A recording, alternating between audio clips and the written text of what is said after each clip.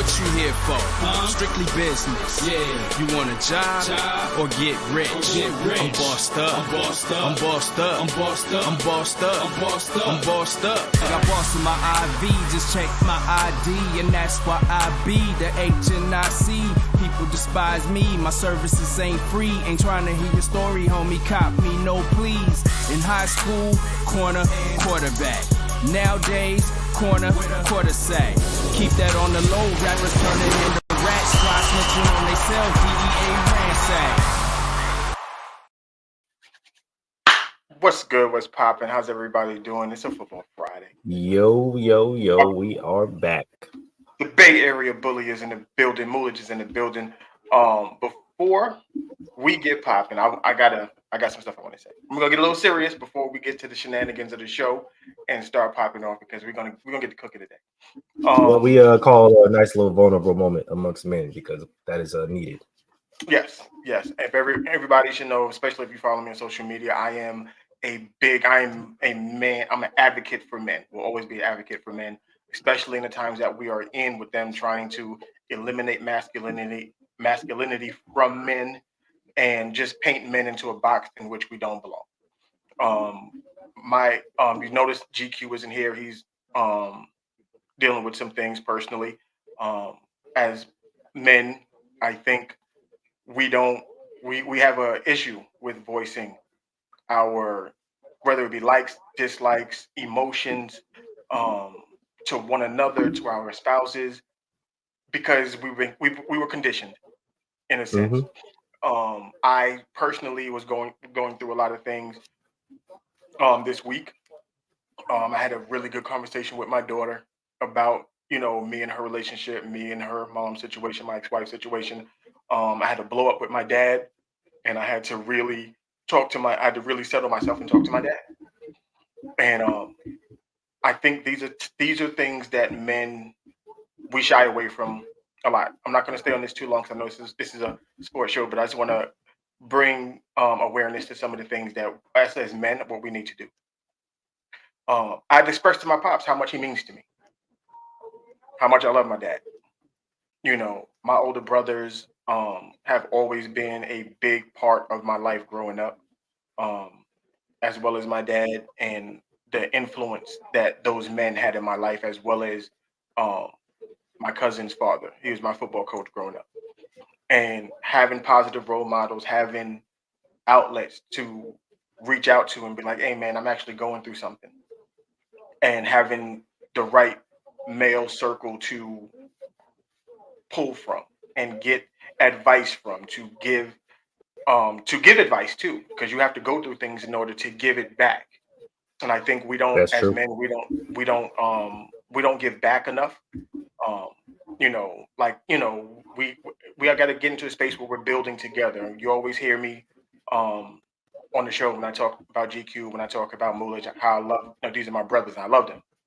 And I think for men, society has made it a bad thing for you to look at your brother and tell him you love him. That's true. And we shouldn't feel no kind of way about that. That's my brother. Like we do this show, we talk on air, we talk off air. His family is my family is his family, and that goes for Troy. That goes for Zamara is my sister. Everybody who's part of this from the sidelines thing, we're a family. It's not just a podcast for us. This is family. So when one goes through something, we all go through it. And that's true. So guys, especially, Men's Mental Health Month is in June. But it should be all year round. Check on your boys. You know what I mean? Definitely. Tell your boy you love him. If you got to give him a hug, do it. Don't let society tell you what you just did was gay, or you got to pause that if you tell somebody that you love. Nah, we all going through something, and sometimes you telling your man, hey, bro, I love you. I appreciate everything that you do, and I see you working hard out here. And if don't nobody else love you, I do. Sometimes you can save somebody's life by it. Honestly, yeah. And a lot of people know, like a lot of my family members, they watch the show and they know that I'm a big advocate for not only men, but men's mental health. because my battles and my struggles with mental health issues. But just to keep this kind of quick, because I know, like Mel said, this is a football show. Just don't wait. You know what I'm saying? Like, just the way this world is set up today, you never really know what could happen with anybody or anything. So I always tell people how you feel before, you know, something bad happens or something unfortunate happens and you end up losing that person. You can't necessarily tell them that to their face. We're all vulnerable. We all are human. We all have our moments.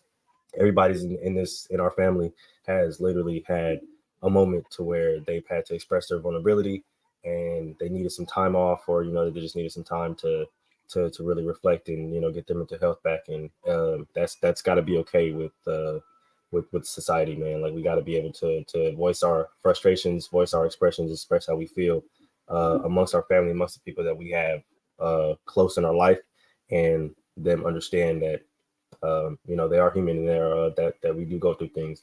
And like Mel said, even though this is a group that is male dominated, we do have a woman that is part of the group, Zamara, and she did take the time to express that she was going through some things as well. So it's not just men, it's not just you know, men we advocate for. We do advocate for women as well, because like you said, we are a family. So she expressed that she had something that she was going through. As you see, GQ's not here. He expressed that he had something he was going through. DJ Michael B had something he went through. Buwap has had something he went through. As you heard, Mel had something he went through. Troy has stuff that he went through. Like, we've all went through stuff, both on and off, both on and off cam, or just behind the scenes. So just having that strength to just be vulnerable and voice it, and not hold it in and bottle it up. It's just real big, man. So just don't wait. If you ever, you know, have something to say, or if you feel like you're going through something, talk to somebody, bro. Use your power lines, lean on your lifelines, and use your family members. 100%, man. Because look, at the end of the day, we got. You know what I mean? Yo, we got, man. Your circle is your circle, and you have to keep your circle together as long as you possibly can. And you never know what words of encouragement can help somebody. How much it can help you. Sometimes you could just be having a bad day, and somebody can just say 2 words to you that'll make it better. And so we you know, we, like I said, I know it's a football show, but we're deeper than that. You know how we connect to everybody who listens to the show, who watches the show. Y'all our family too. You know what I mean? So we appreciate. We wouldn't be here without y'all. Right. So we appreciate everybody that comes through in the chat, hits up, you know, talk to us, do it. So it's not just about football with us. We care about each and every last one of y'all, because without y'all, we don't exist. We can't do this on Fridays if y'all don't show up. Literally. So, like I said, we appreciate everybody for listening. Now that we got that out the way, let's get to the bullshit. Let's get into this craziness, man. Yeah. So, this was our fault. I know we kept saying we were going to get more into college football, and we didn't, because the NFL has been such a whirlwind with, you know, topics and stuff like that. So we didn't get to as much college football as we wanted to, but we're going to get to some college football right now. Oh, yes, we are. So the college football playoff, I'm pretty sure everybody was tuning into this, and we saw what happened between the Florida State Louisville game. We saw what happened with the Georgia Alabama game, Michigan Iowa game, Texas, and who the hell Texas played? Texas played Oklahoma and beat the dog shit out of them. Right. And then you saw what Washington did to Oregon yet again. We're gonna get to Oregon and their head coach, because I don't like him. We're gonna get to him because he deserves the verbal beatdown in which we are going to give him. But we're gonna focus on Florida State today. What they did to Florida State was wrong, 100% wrong. There is no justification for what they did. If I am the 4th ranked team in the country and I go undefeated and I win my conference championship, and the number 1 team loses in their conference championship, you have a choice to make. You have a choice. And it's not a hard one. It's really not. It's not that hard. You either A, you drop Georgia from 1 to 4 because they was the consensus number 1 team all year long, or you take Georgia completely out and there is no representative from the SEC, and Texas with 1 loss moves in, and the reason why this would happen was because Texas beat the SEC champion head-to-head. At home. At home. That's why that happens. This is why the SEC, if anybody was going to represent the SEC, it should be Georgia because they are the reigning national champions, not Alabama. I thought this was common sense. I mean, that's what I thought. I mean, I don't get it. And then the excuse that the committee gave, oh, their quarterback got hurt. Really? That's your excuse? Bullshit. Can I ask you a question? Please do. Okay. In 2014, who was the starting quarterback for the Ohio State Buckeyes? You said 2014? Yeah, when they won the national championship. When they won the national championship? I want to say it was Cardell Jones, correct? Nope. No. Okay. See, this is I tried to, this is okay, cool. So Braxton Miller was the starting quarterback for Ohio State in the beginning of the season. You know what happened to Braxton Miller? He got hurt. You know who came in? Boom. See? JT Barrett. Oh, thank you. I knew it would. Thank you. JT Barrett. It's like another one of them shifty fast dudes. Yes. Right. You know what happened to JT Barrett? Also got hurt. He got hurt before the Michigan-Ohio State game. Insert Cardell Jones. What does Cardell Jones go and do? Thank you. Beats Michigan, wins the Big Ten championship, wins the national championship. That was their third string quarterback. Then they call him Cadillac Jones, some shit like that. They call him that. But I remember he had a rocket arm. I remember his arm was massive. So what just happened to Florida? What just happened to Florida State? Didn't their backup or third string quarterback just win the ACC championship? Yeah. Okay. So we have precedents already set that a third string quarterback can take over a team and win a national championship. Correct. So this argument that they're not the same team as they've been because they lost their starting quarterback. Well, so did Ohio State. Both. So this precedent's already set. So you can't use that. You can't say, well, we've never seen this. Yes, we did. I was going to say, so basically, people can't use the excuse that we've never seen it before because it's actually been done already. Right. So, okay. Gotcha. So basically, you host Florida State just to put Alabama in? That's pretty much what this, and this notion of, well, it's a business and they got to put Alabama's going to bring more eyes to the TV. I don't give a fuck. They lost. They lost. The purpose of college football, they say this all the time. You cannot lose in college football. You can't. You don't play enough games. You don't. So you can't afford to lose games. Florida State went 13-0. 13-0. And won the championship. And won the ACC championship. And they keep saying how good the SEC is. Do you know the SEC had a losing record against all Power 5 conferences? Nobody wants to talk about that, though. The Big Ten had a winning record against the SEC. Nobody wants to talk about that, though. Pac-12 winning record against the SEC. Big bad SEC, and nobody can compete in the SEC. That's all I heard when all of these moves was being made. You remember that? Sometimes your conference is just not the best. And that's okay. It is what it is. But don't, and I hate, what about the last couple years? It's not about the last couple years. This is about this year. This year, the SEC was 7-9 against the other Power 5 conferences. 7-9. So, if your best team, which was Georgia all year long, they was number 1. If they lose in the conference championship, which they did, you have a choice. Either you drop them down to number 4, or you remove the SEC altogether, and you let the Big Ten champion represent, the Pac-12 champion represent, the Big 12 representative, and then the ACC. which is what it should have been. That's the way it goes. Because the team with the one loss in all of that is Texas, but they beat Alabama head to head. Who beat Georgia?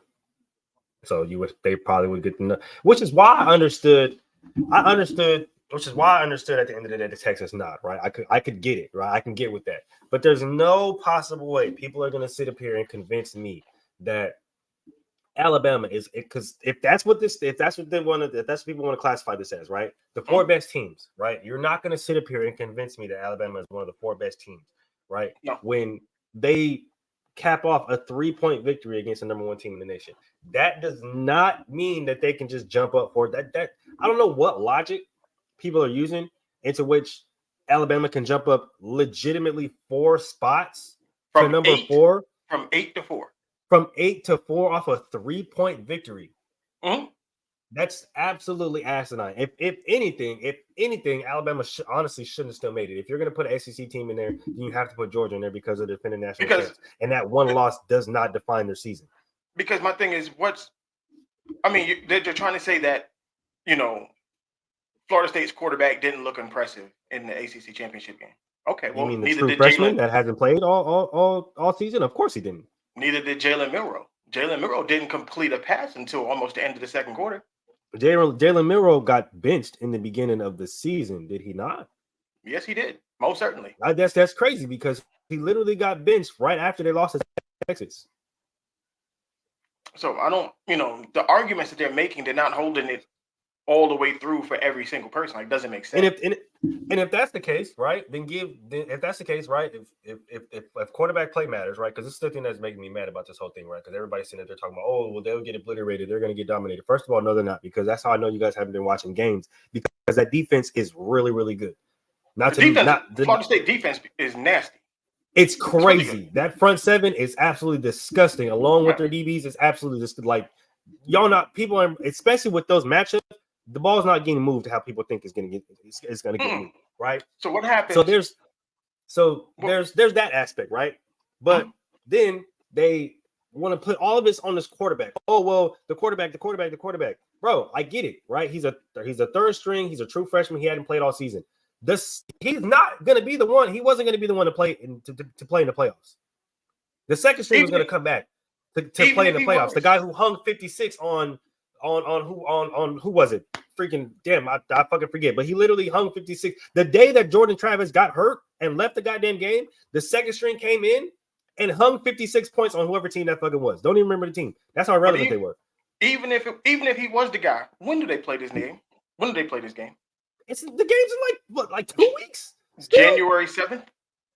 Like, come on, bro. Like, so you mean to tell me they can get him ready by January 7th? And not to mention, he only had a concussion. It's not like he broke anything. It's not like he was out for the season. He had a concussion. He was in concussion protocol. He was a game time decision. Or no, the reason why everybody was so up in arms about Florida State because he was a game time decision, and they decided to go with the true freshman quarterback because they felt that they were going to make the playoffs and they were going to be able to save their second string so that he can be able to play in the playoffs, and because they knew that we can win this with our defense on our second string. That's not a fucking problem. So if it's all about the goddamn quarterback, then y'all might as well hand Jordan Travis the fucking Heisman Trophy right now. There shouldn't be any discussion. And that's what you're telling me. That's pretty much what you're telling me. You're telling me that he's that important. He's that important. He's that good. That they won't even put them in the playoffs because he's not. Can't even consider him for the playoffs, bro. Give him the Heisman right now. Right now. Walk him the Heisman right now. Go ahead and pick him up in the Lyft or in the Uber or in the limo, however the fuck y'all want to do it. I think they're sponsored by Nissan now, right? Go down there and go reserve him a room in the Heisman house. Because if that's what we're gonna sit up there and hang it on, oh well, the freshman quarterback and he's not, bro. Give him the Heisman. Give him the Heisman if that's the case. Because why are we even having discussions about Bo Nix and Michael Penix Jr. and the other kid from LSU? Why are we talking about them? They obviously don't matter. Because this guy was so good that he was the reason why Florida State went 13-0. Not the defense, not anything. So that guy. So go ahead and give him the Heisman right now. Then what is going to be the excuse? Let's say, and I hate living in a hypothetical world, but hey, here we are. Let's say Alabama goes and they play Michigan. and they get obliterated. I was gonna say, and they get dog walked. Then what happens? Then what? Oh, well, Jalen Milroe's not really a quarterback, and but that's not what you're saying now, though, because Michigan, what they can do, if Michigan controls that running game that Alabama has, Michigan's secondary is locking their receivers up. This is not the receivers that Alabama has had in years past. I've been saying this since the beginning of the season, bro. I've literally been saying this since the beginning of the season, bro. This is probably the least, quote unquote, star-studded Alabama team that we've seen. They have no guys that you can look at and be like, that's an NFL guy right there. That's an NFL guy right there. Like in the past, right? Yeah. They don't have those guys right now. So what up, JC? But I'm like they don't put the fear that you used to feel like, oh shit, Alabama got the 2 or 3 fucking best running backs in the nation. They got this guy. Like, no, they don't put the fear in people. Like, they don't have any guys that are super standout anymore. So what Michigan can literally do is go man with the safety over the top, locked up, and just like, look, if you're gonna run the ball, we're gonna stack the box. And they got athletes on that side of the ball. So Jalen Milroe, I get it, he's fast and all of that, and yeah. But there's athletes on that Michigan defense. No, a lot of them. So a lot of them. If you can't, I don't believe he's going to beat any team in the college football playoff with his arm. He's not. He's not. So if the running game, if they stuff the run game, and you have to rely on Jalen Milroe to drop back and actually try to throw a football, yeah, it's not gonna work. It's not going to end well. And see, this is the thing, right? Because everybody wanted to put. A lot of people tried to hang the whole Michigan seeing that they're gonna get the matchup with Alabama video, right? They're trying to hang a lot on that. But the thing about it is, and what nobody wants to talk about is Michigan has legitimately 2 of the best DBs in the country right now. Mm-hmm. That's what nobody wants to talk about. They literally have 2 of the best corners in the country right now, and nobody wants to talk about it. But with those two corners, and I think their linebacker, and I think both their edges, one of the best edge rushers. Yeah, I was gonna say, but honestly, I like both their edges, but I think it's their right end, absolutely insane, a fucking monster. Okay, but and see, this is the thing, right? This is the thing. They're gonna put so much on Jalen Milroe, and he's gonna have to win with his arm, which I don't think he can do, honestly. I don't think he's capable of doing it. Honestly, if he do, kudos to him. But and on top of this, and the thing about it, this is where it gets really dicey for Alabama. If it turns into a track meet, y'all gonna lose. They're gonna lose. They're gonna lose. That's because Alabama's defense is not old Nick Saban defense. No, it's not. And those Michigan wide receivers and them running backs, like you got to control Edwards and Corum. Mm-hmm. Like you got to figure that shit out.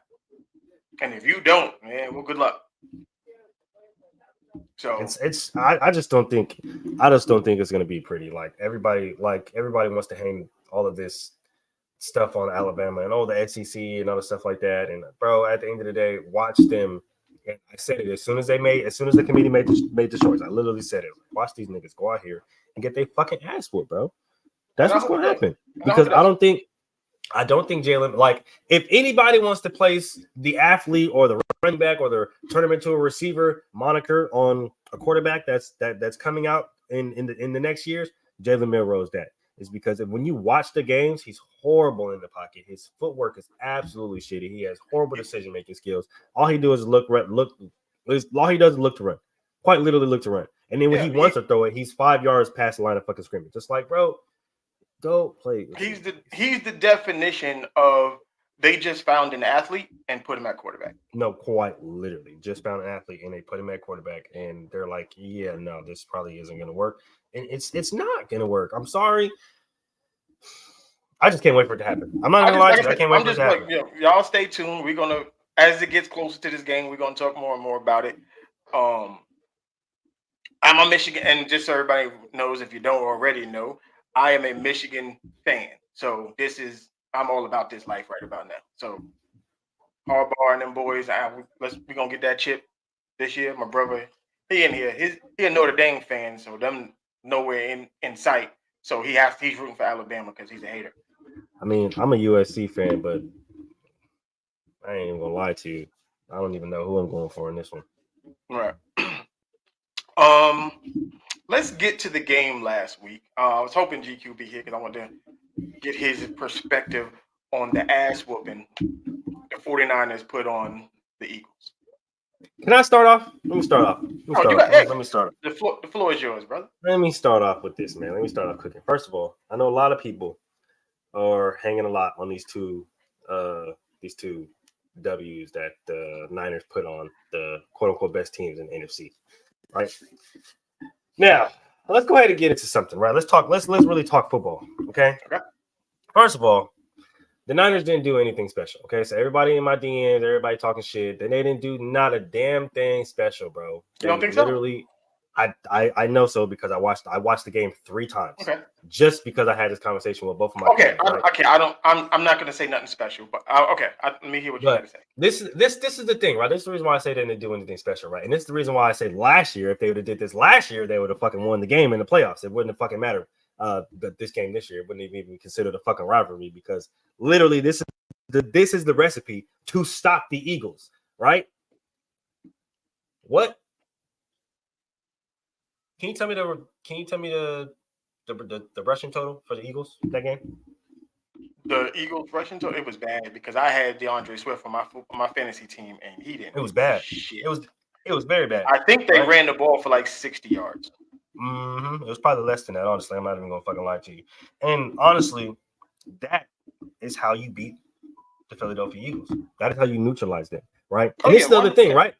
This the other thing. This is the other thing, right? This is the cold part about it, right? Kyle Shanahan, and this is the thing. I said this at the beginning of the season. 46 yards. It's all gonna come down to Kyle Shanahan because, like I said at the beginning of the season, they have the roster. As long as they stay healthy, they have the roster to win the big one. But it's going to come down to Kyle Shanahan, right? He's going to have to make some very, very good decisions in the big game. Now, the difference from last year to this year is Kyle kept trying to try the Philadelphia DBs deep. You know you don't have a receiver to do that. So what did he do? He used the short to intermediate game. But that's 49er football. I don't understand why people like exactly. It's been been that way since the 80s. It's been like that since the 80s, right? That's what I'm saying. They didn't do nothing special. Kyle just looked at the film and he said, I'm a dumbass. Why did I sit up here and try to play their game when I can play my game and I can beat the fuck out y'all? Because I know you guys have corners that can't tackle in space, right? You guys have athletic linebackers who also cannot tackle in space. They rely a lot on their D-line because their D-line is big and they're fast and they can move, right? Their D-line can make tackles and they can tackle in space. And their safeties can make tackles and they can tackle in space. Their corners cannot. Their linebackers cannot, especially their outside linebackers. N'Kobe Dean, I'm talking about you, right? So what did they do, right? Nothing for nothing. Trying to tackle the 49ers in space is one of the hardest things. It's one of the hardest things to do. So what do? You get the ball to your playmakers in what? In space. Oh my God. Screen here, short pass here, slant here. Let me get the ball to my athletes who I know can break tackles and I know can create big plays out of space and watch them work. Oh shit. Look what happened. And you can't even say they contained AJ Brown because he had over 100 yards. They just stopped going to him. That's the cold part about it. And that's the thing, right? That's the thing. I can't even say they contain the receivers because Devontae Smith had over 90. He had 8 catches for 114 yards. And AJ Brown had over 100. But it doesn't really matter because they can throw the fuck out the ball. But at the end of the day, if Philly can't control the ground, they're going to lose the game every single time. I do not care how many yards their receivers have. They're going to lose the game every single fucking time. What did I say last week? And Mel alluded to it last week. He literally said, whoever wins the front seven, that's who's going to win the game. And honestly, that's what fucking happened. The tackles, the Phillies O-line, they gave up more sacks.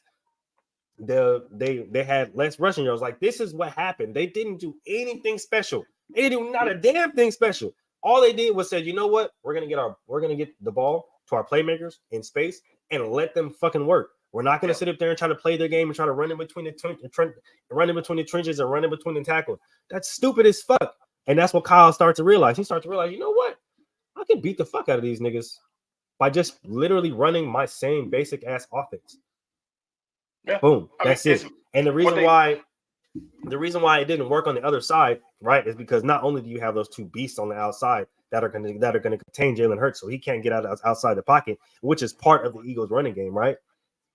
Now you can move the two guys that were on the outside back into the inside, i.e. Cleveland Farrell, i.e. Javon Hargrave, i.e. Eric Armstead, and have them just wreak havoc. So where's anybody running to? Now we have the outsides contained and we have the insides contained. You guys can't run. Y'all can pass on us all day. I don't give a fuck. Y'all can pass on us all day, but it's gonna be deep. It's not gonna be short, and it's not gonna be intermediate because Fred Warner is murdering and destroying all of that. So it got to be deep, and we don't care about that. So that's the reason why I said they didn't do anything special. That's the reason why I'm saying like they could have done this years ago. But Kyle is known to make questionable decisions in big games. But he literally sat back and said, "You know what? I got this. Let's watch the film. I got this."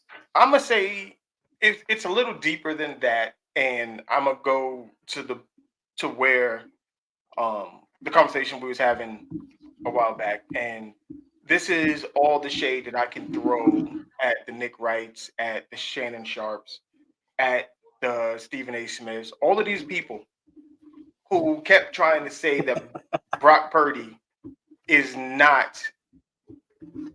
My brother's crazy. He said he was gonna have the jokes ready. He said it.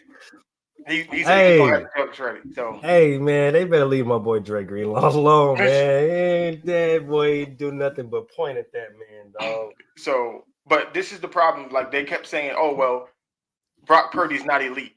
You don't have to be elite, dog. It's not a. Can he do the job? That's it. Can he do the job? Because when you have elite wide receiver to your left, elite wide receiver to your right, elite tight end, elite running back. Oh, don't just here. You do this. You do this. Can he distribute the ball to the right places? Can he make the right reads? Can he not turn the ball over? Yes. He can do all of those things. Hey man, what's the name of that? What's the name of that? Don't they got a name for those? Oh, the game manager. Oh shit! There go that word. Oh right. Damn. Okay. Like, make sure. But this is what a quarterback is supposed to do. Playing elite is exactly what I just said. Not turning the ball over, getting the ball to your playmakers in space so that they can now use what makes them great. Trying to tackle Debo Samuel in the middle of the field is the hardest. Like, he's Derrick Henry with hands. Like, literally, he's a smaller, more compact Derrick Henry. The way he breaks tackles is absolutely crazy. The cool part about it is, and this stat is absolutely insane, as far as receivers that break tackles, him and DJ Moore like literally break as many or more tackles, or as many tackles as some low par running backs in the league, which is fucking insane for receivers. Because it's only common sense. Like if you have a fast wide receiver like Tyreek Hill, where do you want to get him the ball? Down the fucking field. Because can't nobody run with him. If you have a big wide receiver that can break tackles, where you want to get him the ball as quickly as possible. Mm-hmm. Like this is just common sense. They said this is not rocket science. This is tried and true. If you know you have a guy, a Amari Cooper, a Debo Samuels, Odell Beckham, dudes who when they put their ball in their hands, they can make the first guy miss. You get it to them early. Those are the dudes that can take the 3-yard slant 80 yards. Mm-hmm. Those are the dudes that can take the bubble screen 60 yards for a touchdown. How many times have we seen DJ Moore do that on the Panthers, on the Bears? Literally. Like this is what those types of guys do. When you got Randy Moss, we're gonna get to him and a couple other receivers later on in the show. I'm not throwing Randy Moss a bubble screen for what? That eliminates what he does well. Now, when we get to the red zone, you best believe he's gonna get at least 2 to 3 jump balls for sure. Yeah, I'm throwing it up. But this is part of being an offensive coordinator. This is why we talked about it before. We talked about how bad coaching and good coaching is the difference between these dudes in the NFL. Kyle Shanahan knows what to do with his team. He doesn't try to do nothing stupid. He's like, I don't got down the field guys. But I can get the ball. Brandon Ayuk is a precise route runner. So I know where to get that man the ball. I just need him to not do it or to actually do it when it matters. You know what I'm saying? Like when, because and this is the reason. Not afraid of who's Who you talking about, Andre? He's probably talking about Debo. I'm assuming because Probably Debo, yeah. Yeah, Debo don't shy away from no fucking contact. He's about that action for sure. But this is the reason why I've been so adamant about the Niners can and probably will win the Super Bowl if Kyle Shanahan doesn't make questionable decisions in big games, right? I understand that, like I said, it's preseason. I mean, not preseason. This is regular season. I'm not gonna I'm not gonna literally hold any merit to this. I get it. It's the regular season. Shit happens, right? But if Kyle Shanahan can go into the playoffs, I'm not talking about a regular first round playoff game. I'm not talking about a second round play. No, I'm talking about the NFC Championship and or a Super Bowl. Okay, because in both of those aspects, in both of those examples, we have seen Kyle Shanahan do dumb shit or call dumb shit and cost his team the fucking game in multiple aspects. And I can take it back to the goddamn Falcons. I can say this. Okay? The Falcon one, he screwed that royally. Oh, the Super Bowl when they played the Chiefs, that was not his fault. That was Jimmy Garoppolo's fault because he had Emmanuel Sanders flying down the middle of the field with 1 minute and 2 seconds left in the game on 3rd and like 12. And I'm going to find it, but I'm clipping it up right here just so when I find that video, he overshot Emmanuel Sanders by 30 yards, and he was wide open down the middle. That's absolutely true. And you know I have no respect for Jimmy Garoppolo. Porn star Jimmy, I have no respect for him at all. I'm not going to give him any props. But Kyle, you're up 10. It's the third quarter, and there's less than 5 minutes left. They should have kept running the ball. They should have kept running the ball. You know how we feel about running backs. Run the ball, Kyle. Run the ball. First of all, that's my brother. If it does come down, that's Moody is he's a great kicker. Came from a great institution. Okay. See, I leave my boy Jack Moody alone, man. Like I said it last week. I was gonna come down to him to win that game. He just, unfortunately, he had to kick like 6 goddamn extra points because they kept scoring. So good, my boy Jack Moody, man. Stop playing with my boy, man. But he just mad because he went to a great institution. That's all. He just mad. Oh, for those who don't know, he went to Michigan. Yeah. But that's the reason why I was trying to get a few Niner fans to pop in the show today, because it's rare that I give them their props. But yeah, I've literally been saying that, like, if Kyle, and this is just me, right, from my evaluations, from what I've been seeing and what I've been saying, that is a lie. Kyle, that is a lie. You can't even say that with a straight face. You're lucky I can't see it.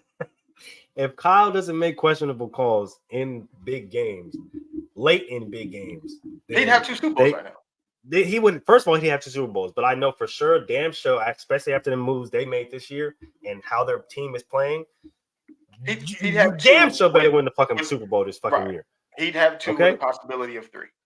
Literally, okay? So Kyle, literally, I'm telling you right now, because I know y'all be watching the show, y'all be taking shit from here, and y'all be using it when y'all PR shit, and bro, goddamn right. Don't fumble this bag. Don't fumble this bag, okay? No, Dave's behind you. Everybody's behind you, okay? I'm not behind you because I'm a Raider fan, so fuck you always. But don't fumble this bag because I'm telling you, I'm not gonna stop talking shit. I'm not gonna stop talking shit, man. But I think they got it. I think they're gonna I think they'll pull out this year. So let's get to we talked about Debo and wide receivers. Let's get to Julian Edelman's comments about Tyreek Hill and Randy Moss. Give me how you feel about it first of all, and then I'll give you mine, and then we can break it down. Well, I mean, a lot of people hear that and they think it's hate and stuff like that. But this is the thing, right? He's around the game every single day, like quite literally every single day. He's a coach, so he's around the game every single damn day, right? That's a good ass comment right there, right? It's a good ass comment right there. I'm worried. Be worried. All right. Be worried about Lamar. Yeah. All right. That Baltimore Ravens team is scary. Right, but this is the thing, right? He's around the game every single damn day, bro. Like, Randy, I understand you're an analyst now. Not necessarily a good one, but we'll get to that another time. You're not around the game like that. You're not a coach. You're not, in depth every single day. You're not watching film like you used to. Like, you're not in that part of the game to where you're that much in depth to where you can actually see where people are going wrong, where they're not taking this type of rollover step, where they're not breaking off of this point, breaking off of that point correctly, where they're not, rolling off this hip, or selling this route. Like you're not there, right? So at this point in time, and the game was changing as you were leaving, right? Like, yeah, you were still Randy Moss, and he can still run a 4.3 at 37,000 years old. Bro, none of that shit matters, bro. At the end of the day, you can still be fast and not be able to create no fucking separation. Like, at the end of the day, I've locked receivers that have ran 4.2s. And you want to know why? It's because it doesn't matter how fast you are. You can't create separation. I'm still on your ass. And the way you create separation is by knowing how to run fucking routes. By knowing how to run routes. This is the thing I explain to my brother all the fucking time because he wants to be the fastest. And I'm like, bro, at the end of the day, it's not about being fast. It's not about being the most athletic. It's not about doing the whole, you see the freaking cones and shit on Instagram and all the stupid ass fucking shit that these motherfucking kids be doing this shit now. All the dumbass pointless drills. It look good, but and like Devontae Adams said, he doesn't do none of that stupid bullshit when he's out there training. He runs actual routes. You want to know why he's consistently one of the best route runners in the league? Is because he doesn't do all that cute fancy cone bullshit with the footwork and look at me with the cones and with the balls and the tennis balls and I got fancy cleats and bro, he doesn't do all that shit. He actually goes out there and runs fucking routes. He perfects his fucking routes. In order to be good at football, you got to play football. You got to play football. In order to be good at running routes, you have to run routes. Cones don't move. Exactly. Cones don't fucking move. Like, you can do all the footwork and all the shit like that and be doing all the shit. And yeah, I'm doing all, bro, none of that shit fucking matters. None of that matters, bro, at the end of the goddamn day. Nope. Getting open is what matters. Can you get open? Jerry Rice run a 4.6. That's crazy. How fast is Deion Sanders? You know who else ran a 4.6? You know who else ran a 4.6? Who? Peyton Manning. Mm-hmm. A 4.6 because Patrick Mahomes ran the same time, mind you. Patrick Mahomes ran the same time as Peyton Manning. I'm never gonna let y'all forget that. Yeah, Ocho did cones. Listen, there's levels to this shit.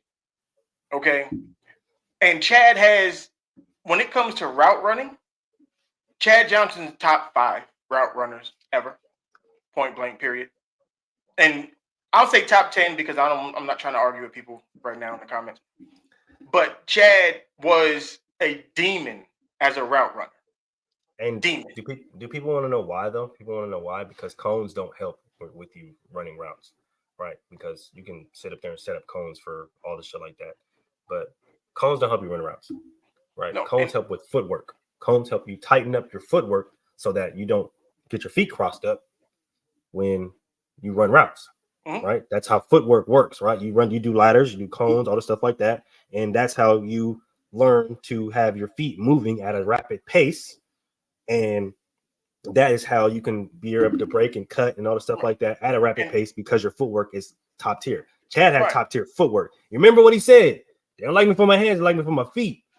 Right. And a part of playing wide receiver is understanding how to stem a cornerback. Where to go. Like, it's not cones.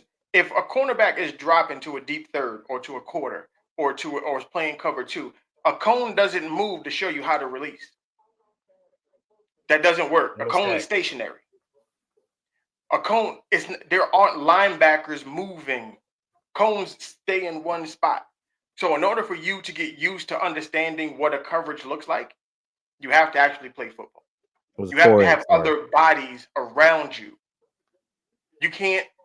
It looks good on camera and it looks good on these, on Instagram and all of these things, but you can do all of those things and still not catch a ball.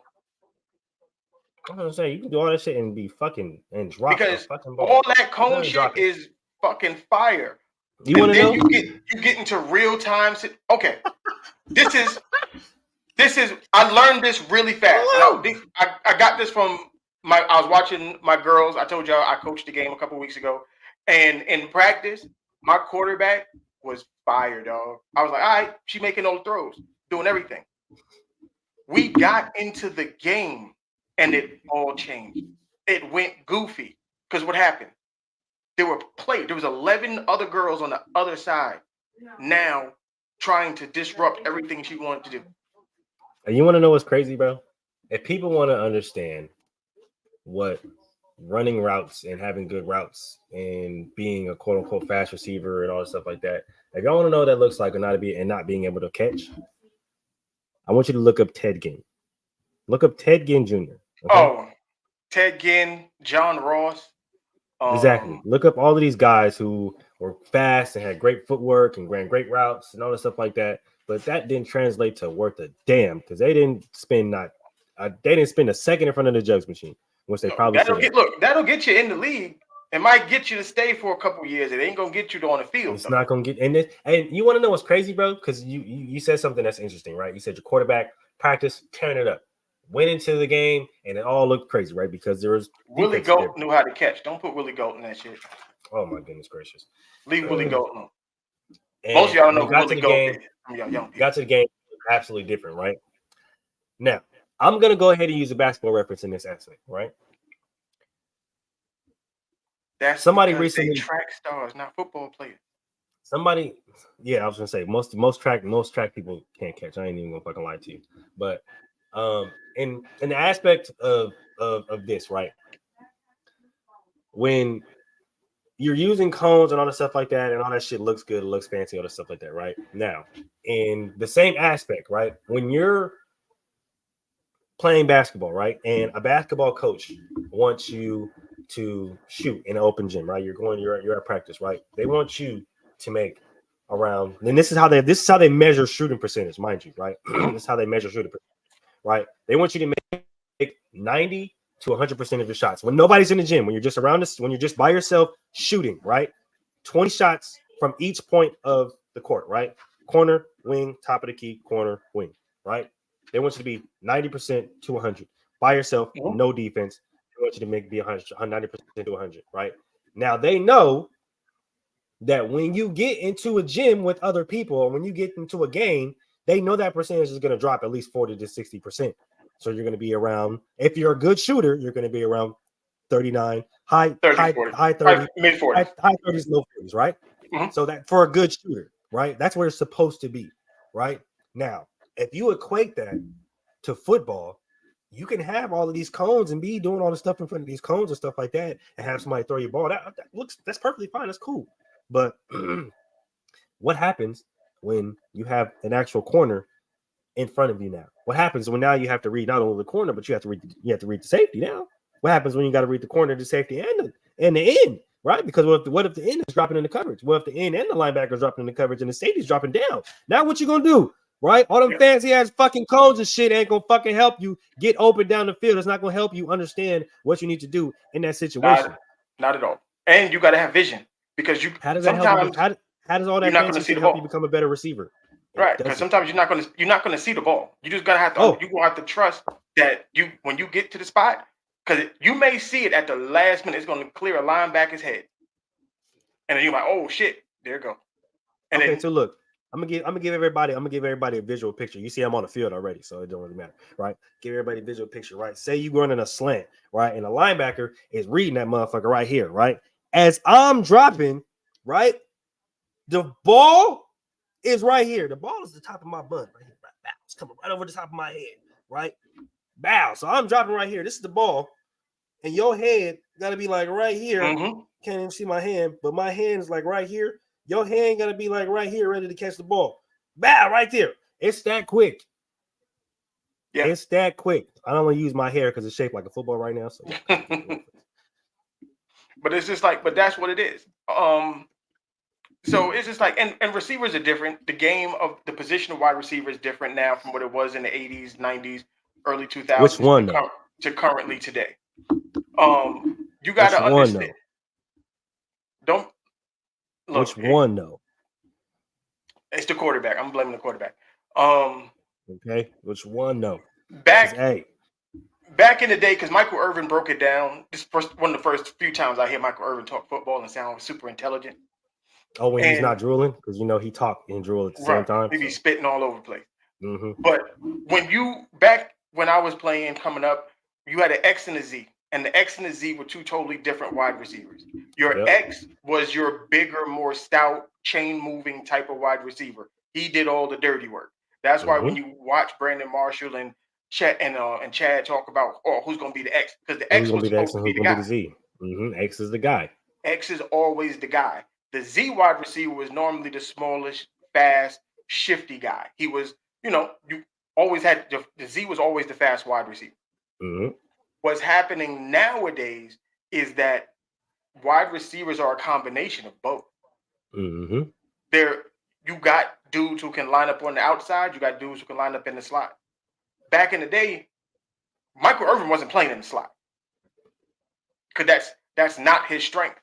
And when you hear him tell stories about running in the inside and going the inside, he's talking about doing that from the outside, not from a slot receiver.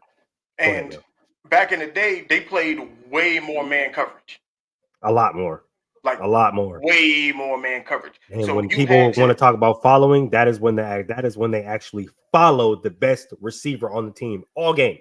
Yeah, not like how y'all classify following nowadays, how you children classify following, quote unquote, which no corner in the fucking league does anymore. They literally haven't done it probably since Nnamdi Asomugha was in the league, if we're being honest.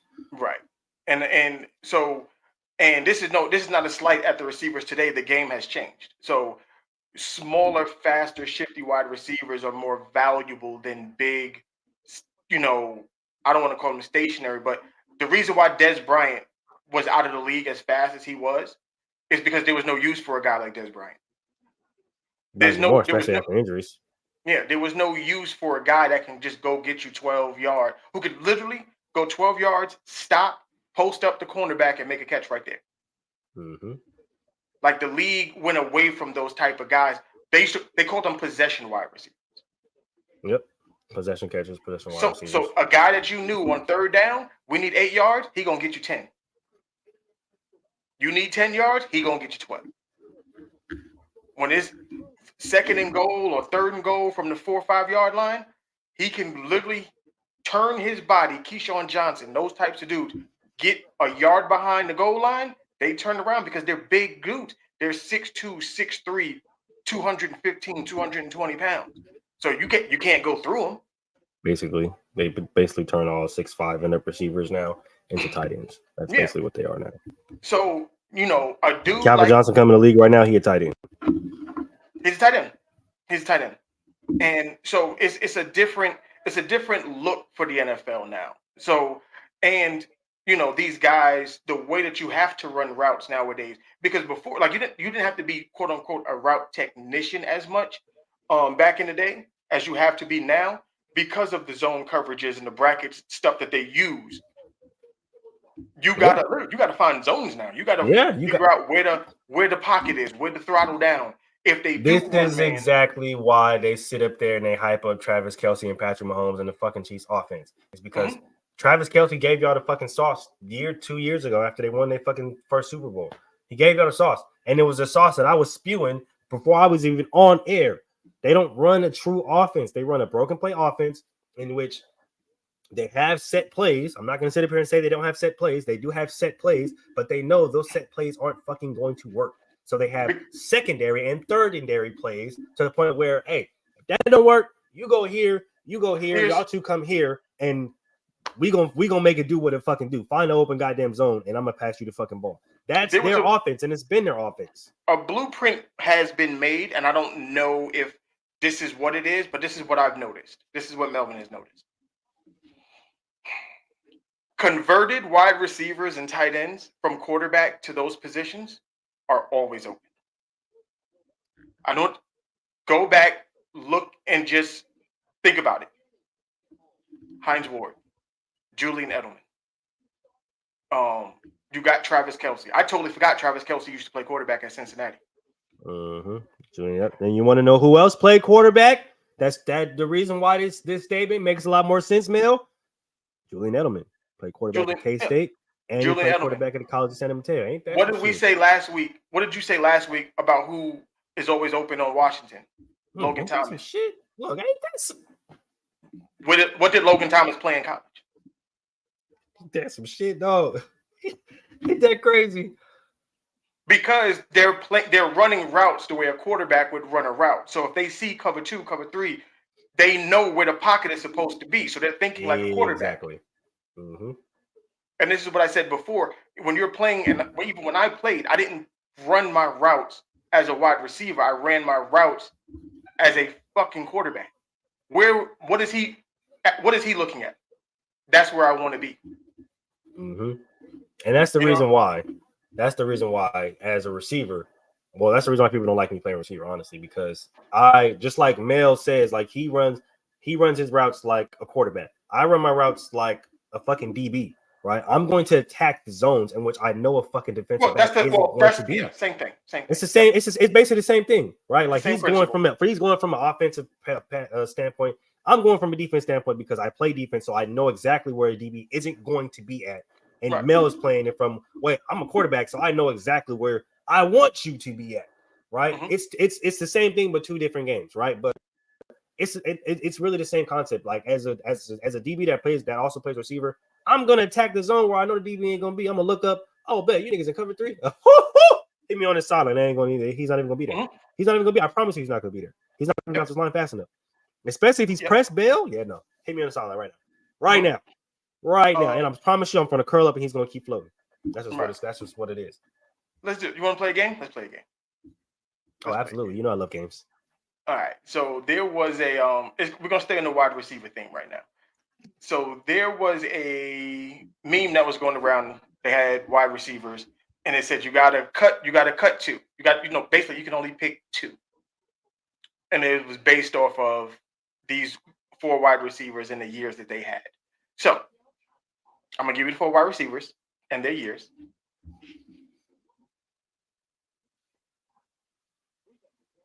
You gotta eliminate 2. You can only keep 2. Which 2 would you keep? Or if you want, you can rank these from 1 to 4.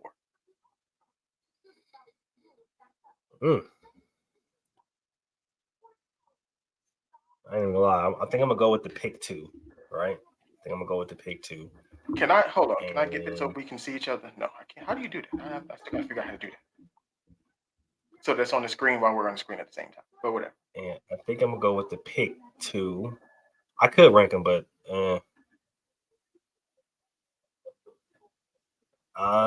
give me A, B.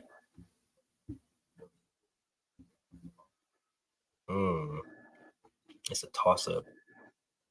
Actually, yeah, nah. Give me A, B, and Moss. See, I'll let the next 2 go. This is why our show is what our show is, and because we didn't even talk about this. I did this. We didn't have no talk. We didn't talk about this at all. He didn't even let me know that this was coming. This is completely blind. Now, why would you take? Okay, I'm gonna give you why I would take those 2 as well, and then you tell me if it was the same reason why you took those 2. All right, I'm gonna shut that down for a second. Okay, I took it because 1, I value production, and when I say production, everybody's gonna look at, well, Megatron had more yards, but he had 5 touchdowns. How many yards is on a football field? 100. So 110 if you. It's 100 yards from goal line to goal line. 100 yards. You had 1,900 yards and 5 touchdowns. Okay, so look, and this is the reason why. Because I believe in being consistent, Mel. I believe in being consistent, right?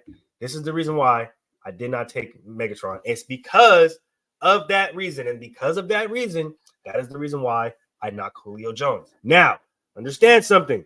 I'm not knocking Julio's ability as a receiver. I need people out in the world to understand I'm not knocking his ability as a receiver. But he does not.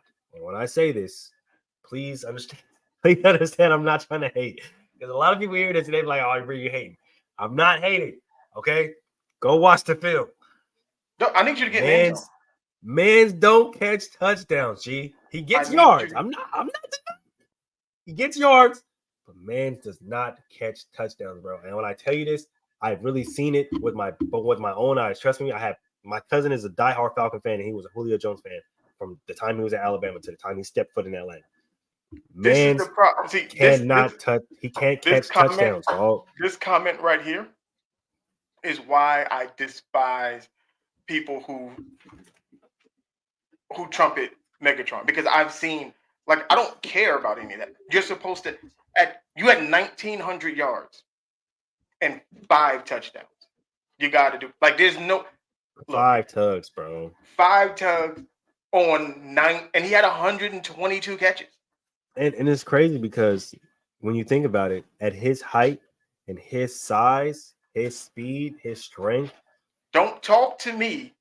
that should have been a guarantee this was in the red zone, bro. Like, I don't this understand was how the you only have argument. 5 tugs. This was the argument that me and the dude had when I told him, nah, you know, I'm somebody's husband. Because you can't say that he is always open, but you can't say he got double teamed. I can show you film where he was not getting double teamed. And if he did get double teamed, bro caught 122 passes. That still Not to mention, I've seen him catch passes, double team, triple team, quadruple team. That's why they called him Megatron. You mean to tell me that you can't? And most DBs in the league at that time weren't tall. Like, tall corners are just starting out coming to the league now. 6'1", 6'2", and above. Yeah, they were not tall, bro. Excuses. You had 5'8", 5'10", 5'11" corners, bro. He should have been. They should have been. Fans make excuses with the quarterback with the strongest arm at that point in time. He probably still got one of the strongest arms in the league. Larry Fitzgerald wasn't as fast, and he made it happen. Did he or did he not?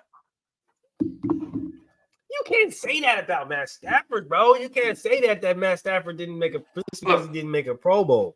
2 of the best seasons. It was because of the team that he was on. Because people keep they discredit Matthew Stafford. 2 of the greatest wide receivers seasons in NFL history came off of his arm. Cooper Kupp season, his Triple Crown season, and Megatron's record-breaking season. Matthew Stafford was the quarterback. Exactly. You just said it, bro. It was with the Lions. You know he wasn't going to get the proper love, bro. Like, the Lions were horrible. They weren't a good team. They had Megatron and they had Matt Stafford, and there was nothing else to them. They're literally they're a horrible organization. The best thing that had came out of the Lions prior to that was literally Barry Sanders and maybe Javi Best. And I think Javi Best came after that. He came after that. Feel me? So it's like, come on, bro. Like, I like Matthew Stafford. He was literally holding his own, doing what he was doing in Detroit, despite him being in Detroit. Like, they were literally a laughing stock, and I just feel like you can't hold his team against him, man. Like, come on, no, dog. You can't be more my boy like that, man. No, as soon as he leaves, he win a championship, man. Like, I'm gonna do this right now. You can't be doing my boy Matt Stafford like that, dog. First overall pick, Georgia, man. Stop playing with him. Mm-hmm. Where is it at? Why can't I find it?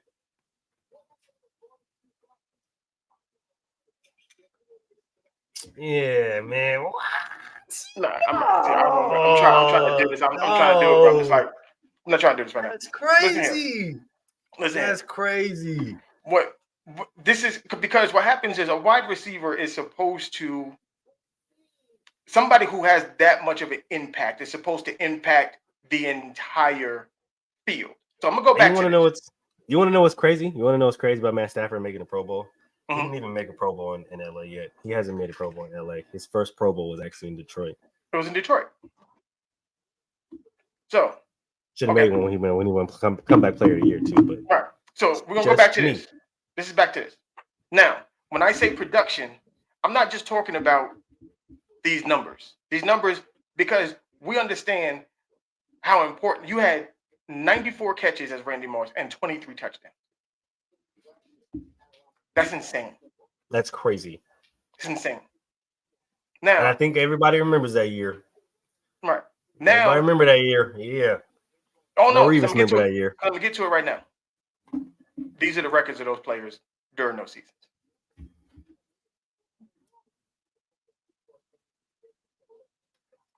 Like, I'm sorry. When I keep trying to tell y'all, this dude right here is the biggest cap in NFL history. Like, he is talented. I'm not taking no talent away from him, but the talent doesn't translate to nothing. Sorry. The Patriots went 16-0 with Randy Moss season. Jettas, they went 13-4. AB, they went 10-6. Like everybody, they impacted every part of their team. Now, Mel. Mm-hmm. Now, when I say, and I'm consistent on this, dog. Oh, I'm consistent on this, man. Now, when I say that somebody like Mike Evans is ranked higher than Calvin Johnson and is a better wide receiver 100%. than Calvin Johnson, 100%. why are people looking at me like I'm crazy? Because Mike Evans ain't popular. He don't got the cool nickname and all that. Nah, he's a better wide receiver. The numbers will tell you that. The thug, because let Marshawn Lattimore walk up in this building, man. Mike Evans gonna let him know about something. They got real beef. I don't care. I want to see that fade. Celebrity boxing, if y'all watching, I want to see that fade. Marshawn Lattimore, after he retired, all the shit like that, they ain't got nothing to do. Marshawn Lattimore and Mike Evans, okay? Y'all done had Le'Veon and AP up there already. You feel me? And yet still has yet to never, ever have like, under a 1K season. But like, if that was the case, then that makes him even better. You're just strengthening the argument. If you're saying Mike Evans always stay hurt, but yet the only other wide receiver in NFL history to have 10 straight 1,000-yard seasons is by the name of Jerry the Goat Rice. No one else has done it but him and Mike Evans. Come on now. Let's not do this. Let's not do this. This is why I said big head media will have you believing dumb shit. This is why you come here. Nobody else has done it but Mike Evans. And that's the crazy part about it, because you can literally say that if he didn't get hurt, right? If he didn't stay hurt, quote unquote, especially during the playoffs. Right. No, Mike Evans has a Super Bowl. I don't know what to tell you. But he's had quite literally over 200 yards and 2 touchdowns with the 50% with the 50% and above catch radius or catch percentage in the playoffs. Right, like with damn near a 10-yard attempt, like per reception. Like Mike Evans is literally Mike Evans. He's him. He's been him. In the year they won the Super Bowl, 17 catches for 236 yards and 2 touchdowns. No, that was the year after. My bad. The year before, he had 11 for 204 and 2 touchdowns. He actually played better the next year than he did the first year. So yeah, and he played all 4 games in the playoffs. I don't know what you mean by he stayed hurt. So we're not gonna do that. But it's like the media will. We talked about it last week about big head media and what they want to force feed people. And well, this guy is this and this guy is that. Can't rely on that guy because it's all bullshit. All you gotta do is watch the game. Yep. Oh yeah, that's all you gotta do. You just gotta watch the game. Quite literally, just watch the game. Like, I mean, he's at 10 touchdowns right now with 1,000 yards and 1,012 yards. And how many games left? 5. Oh, okay. 4 or 5. Oh, can we get to? We're gonna stay on wide receivers real quick, and then we're gonna go through this. I want to say this with all my heart and my chest. Puka Nacua is a dude. Oh yeah, no, he's fire. He a dude. He a dude. When that Rams offense get back to looking like the Ram offense, the league is in trouble. When Kyron Williams, they got a running back in Kyron Williams. When Cooper Kupp is 100% healthy, he's getting healthier with Puka, and they get that tight end, y'all in trouble. You hear me? I didn't realize Puka was that fast. Yeah, no, he's a dog, man. He is a dog, man. Like, and the thing about it is, he's one of those guys who came up on the scene, and that was really kind of like unexpected. You know what I'm saying? Like, you didn't really didn't see him coming. What right? college 5th round did he pick. go to? Washington, and then he ended off his college career at BYU. Okay. But he started at Washington. It's just crazy when you see those guys, man, where they're not really talked about heavy, and like a lot of people will put a lot of the hype on the guys who were supposed to be like those guys, or this guy is supposed to be this and this guy's supposed to be. It's like, nah, bro. Like at the end of the day, like you gotta let these people, these kids' careers play out. They will at least let them get a season. You know what I'm saying? And they got 5 years to worry about that. Puka's going crazy, man. He's absolutely insane. Like he looks like literally the best receiver. Or honestly, he is the best receiver from that draft class. And until somebody plays or somebody starts to play better, I really don't see anybody taking that throw from him as of right now. Zay Flowers has been playing really good. Jordan Addison's been playing really good, but not like him. As far as the level that Puka's playing on, it's not even close. No, and Chargers might want to get a refund on Quentin Johnson though. He's horrible.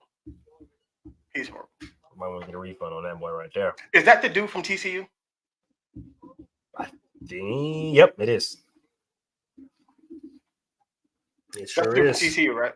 This is karma. This is karma because they cheated Michigan in that game, and he had a catch that was not a catch. It was bullshit, but this is karma. This is karma all over him. So I'm not gonna lie. I remember that, and you're absolutely correct. It definitely was not a catch. So this is all karma for you, brother. You hope you out the league in 2. No, I'm not gonna say that. That's fine. That's the hater in me right now. I'm not gonna do that. I hope you get better, dog. Hope you get better. Hope you fix your hands, Featherstone. Hey, like we said earlier. Get from in front of them damn cones and get in front of a damn jug machine. Fast as you want, but if you can't catch it, it don't mean shit. Get in front of a damn jug machine, bro. Work on your fucking hands. If you can't catch, then you don't have a job in the league. I'm not gonna lie to you. Mm-hmm. Damn, we covered all that shit perfectly in the doc. That's crazy.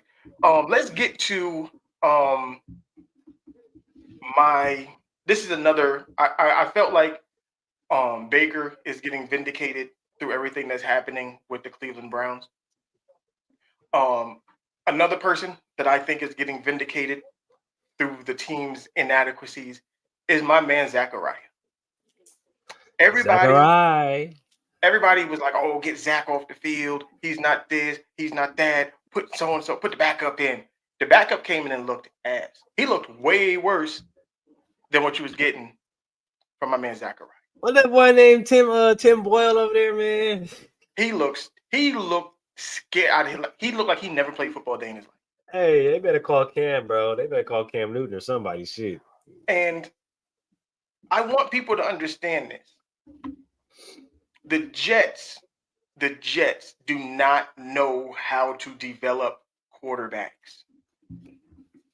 They don't. They do not. They have not developed a quarterback. There isn't a quarterback in their history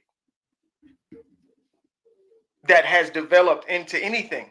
They have literally taken Robert Saleh has taken the Rex Ryan blueprint, and it's happening the exact same way. Didn't they take a quarterback from the Packers named Brett Favre? I sure did. Didn't he get hurt? Yep, he sure did. So they got Aaron Rodgers, and what happened to his goofy ass? He got hurt. Trying to replace the young quarterback instead of trying to just build and grow around the young quarterback. Yeah, that's wild. That's wild. It's like the New York Jets are like where Green Bay quarterbacks go to die. It's dumb. It's fucking stupid. It's like, bro, stop. Why don't you just take? Listen here. Y'all was never going to win the Super Bowl the way that you were doing it. Oh, absolutely not. You were supposed to get all of that, the Breece Halls, the Garrett Wilsons, the Elijah Moores, all of those young dudes that you drafted, put them together and let them grow together. Along with that defense, right? Because you know what the defense did? Took all the young dudes and let them grow together. And then you add safeties, 2 good corners, interior guys, linebackers. Ain't that crazy? You know, Quinnen Williams, his brother, Sauce, DJ Reed. Like all these are first year, second year, third or fourth year dudes. These are young pups. Mm-hmm. Then you CJ Mosley, who a lot of people gave up on. Yeah, then you sprinkle in a couple veterans here and there, Mm-hmm. but you allow the nucleus, the young dudes, to be the focal point of everything. The Jets wanted to fast cook that offense. You can't fast cook an offense. You sure can't. You can cannot fast cook a defense. Yeah, you can fast cook a defense all day. Can't fast cook no fucking offense. It's too technical. Offense takes time. It takes time. It takes practice, because offense is a lot, and that's the thing a lot of people don't understand, right? And for a lot of people to sit up here and act like everything is supposed to just click the first fucking year, all right? And a lot of people don't understand why offenses look the way they look in the first few years. It's because it has to take time. It takes time. It takes energy. It takes practice. Like, a lot of these routes are based off time, off timing. And so you have to be on the correct timing and the correct and the same page with your quarterback. And what does that take, Mel? That takes practice, and that takes time. And it takes the same thing, the same problem. That's the problem with the Cleveland Browns. Is the same problem. That's the problem with the New York Jets. The offensive line is horrible. It's bad. It's not a good offensive line. When Aaron Rodgers come back, he's gonna get hurt again. You know why? Because the offensive line is bad. You can't fix it. You can't put a Band-Aid over a bullet wound. It doesn't work. You can't put a Band-Aid over really any type of wound like that, because it really don't work. Like honestly, it really don't work. Instead of going out and getting Alan Lazard and this nigga and that nigga and Dalvin Cook, who doesn't play, which is weird. Which is absolutely insane. Why didn't you just rusher just sitting on the bench? How about you go find the left tackle? How about you find a guard? How about you do those things? Make life easier for your running backs and your young receiver. Maybe that, because you already have Garrett, offensive player of the year, so we know what he's about. Maybe go find another young receiver to go pair along with him, so he's not the focal point. They did, but they got rid of Elijah Moore and. That's some shit, bro. I could have sworn we talked about that at the beginning of the season. Like, it's dumb. Like, they just the things that they did, it just made no sense. Like, it hurt the entire, the entire complexity and cohesion of the team. You just shot out the window because we want to get Aaron Rodgers in here. You know what's crazy is that everybody was talking shit about Aaron Rodgers and the Packers. The Packers look really fucking good. You want to know what's crazy about the Packers, Mel? You want to know what's crazy about the Packers? Because we're talking about young, right? Right. Talking about young, building your team up, right? You want to know who the youngest team in the NFL is by far? Would that be the Packers from Green Bay? It's the Packers. Yep, Packers of Green Bay. They're the youngest team in the NFL by far, on both sides of the ball.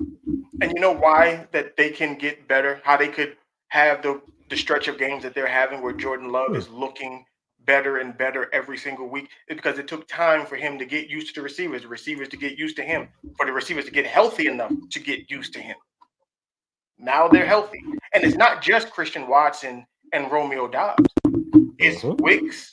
It's the other dude. Like, they're 5 receivers deep over there. And they don't even have Musgrave yet. And when he comes back to go with Tucker Kraft, what DJ Michael B was talking about, now you got 2 legit tight ends, 5 wide receivers. A.J. Dillon is starting to look like the A.J. Dillon they was looking when they drafted him. That's because they know Aaron Jones isn't going to be there for long. So now you got all of this young talent with this young quarterback. Oh, guess what they did? They're building for the future. Crazy. That's what the Jets were supposed to do. You're building for the future. You would think so, with a young quarterback, and they pair him with another young receiver, and you would think that they're supposed to build for the future, right? Now, you say the same thing. You said that about the Jets, right? Now, the Bears are thinking about taking a quarterback with their first pick, right? Which would be stupid. I can name 1,000,001 reasons why that would be dumb as hell, right?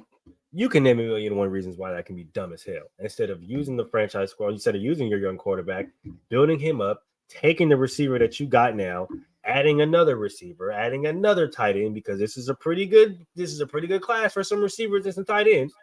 We don't even. Add an You offensive can wait. line, maybe some defense. I'll say you can even wait. That's the cool part about it. You draft the number one wide receiver. You get a left tackle. You can wait. You got 2 first-round picks. Yeah, 2 first-round picks. The Bears. You can get the left tackle, even if you don't get. How about you take a wide receiver and a running back? Boom! Now your quarterback has weapons. Then, second round, you get the left tackle. You get you a guard. Yep. How about another third, fourth round? Shit. How about you get another one? Because this wide receiver draft is going to be deep. You're going to be able to get wide receivers all the way up until the 4th and 5th round, and good wide receivers. So you can fix the entire offense, because that's what you're building around with this young quarterback. You can get you Marvin Harrison Jr. You can get you a running back. You can, whether it's homie from there's a bunch of running backs. But let's just say there's a shit ton of running backs coming out this year too. You don't even got to take one in the first round. You don't even got to. You can go and get you a cornerback or because they need a safety bad. Or bad. Or get an edge rusher somebody to go with Montez Sweat that you just got from Washington. Yep. And then you start building out that offense, getting you some guys that you can put in the backfield and stuff like that on the offensive line. You drafting Caleb Williams, that's a waste of a pick. It's a waste. Caleb Williams ain't gonna do this. He's not gonna do nothing but do the same thing. And everybody knows how I've been on Justin Fields' head. And Caleb Williams is not gonna come in and do better than what Justin Fields is doing. Nope. My personal opinion. Not even. I'm a USC fan. This is a USC fan, right? Mel is Big Blue. All right. I'm a USC fan. Okay. There's no possible way that Caleb Williams is going to come in and do any better than Justin Fields. And like position. It's just not possible. Caleb Williams, and this is another reason why it won't work. Where did Justin Fields play college football? The Ohio State. Right. So he played in Ohio State. So he played Michigan. He played a game, his first home game in Chicago in November. He said it's cold as shit out here. Cold as shit out here. Where's USC again? Whew. Hey man, out here in Southern California, man. You know they say it don't ever rain in LA. Southern Cal, right? So you want to take him from Southern California and drop his ass in Chicago? Yeah, good luck with that. The frigid cold of Chicago? Good luck with that. That ain't gonna work, man. It's not gonna work out. Absolutely not. Not the way he likes to move. No. No way. His body gonna freeze up on his ass. That's the reason why I only go to Chicago only at a certain time of year. Us California folks, we don't do the cold. Look, I've been out in Vegas now 6 years. Look, that shit drop under 50 degrees, man. Hey, look, you see, I got a hoodie on right now. Yeah, like a hoodie on in the house, man. Like my body done changed on me. I am complete West Coast. I am no longer that East Coast nigga. Like, yeah, come on, now, man. I've been West Coast my whole life. It's 54 degrees, and I got a sweater on and sweats on in the house. Okay, I can't wait till it get back to 80 degrees. Man, I'm on the way. Like, this some bullshit. It's like, and it ain't even that cold no more outside. It's just I don't like it. Okay? Yep. Where we at? We took care of the Packers. Oh, let's get to it. Did you watch the Titans game? Oh yeah. So yes, that was absolutely great. It was the greatest thing I've ever seen. Look, as much as we talk about how Brandon Staley needs to be fired, how Ron Rivera needs to be fired, bruh, their special teams coach didn't make it home. They fired that nigga at the end of the game. They was like, yo, first of all, I've never seen 2 consecutive punt blocks back to back. And then they hurt They hurt the punter. Like, everything that could possibly go wrong. But did you see what they was drawing up though? Like, that's the reason why it was working. Like, the Colts were drawing up some shit, bro. But you saw, the thing is, okay, The up man, your job is to identify the fire. The fire, absolutely. Yes. The second that corner he came off that edge, that's your dude. You gotta light him up. He said, Bro, "Fuck the he kicker." didn't see him. There's no way he didn't see him. There's no way, dog. There's no way. I swear he didn't see that man, bro. I'm looking at it. I'm like, maybe he's thinking the kicker was gonna get the ball off faster, but you got to get over there. You got to protect that dude. After the first one, what made you think? I don't know what made him think that after the first one, because he took 7 years to kick the first one. That's the reason why the first one got blocked. That was like, they know. That's the thing. I love it when special teams coaches like either get their proper play or their proper praise or get their proper flack like they're supposed to, right? Like, we should treat all coaches like that. We should treat all coaches like that. We should. If you fuck up like that, you're done. At the end of the game, you're done. You have to be, because there's no possible way that you're gonna sit up here and tell me that you know that we have a slow leg kicker, and you didn't think of any fucking way to get him out of the fucking way to have him kick. First of all, I'm in the desert.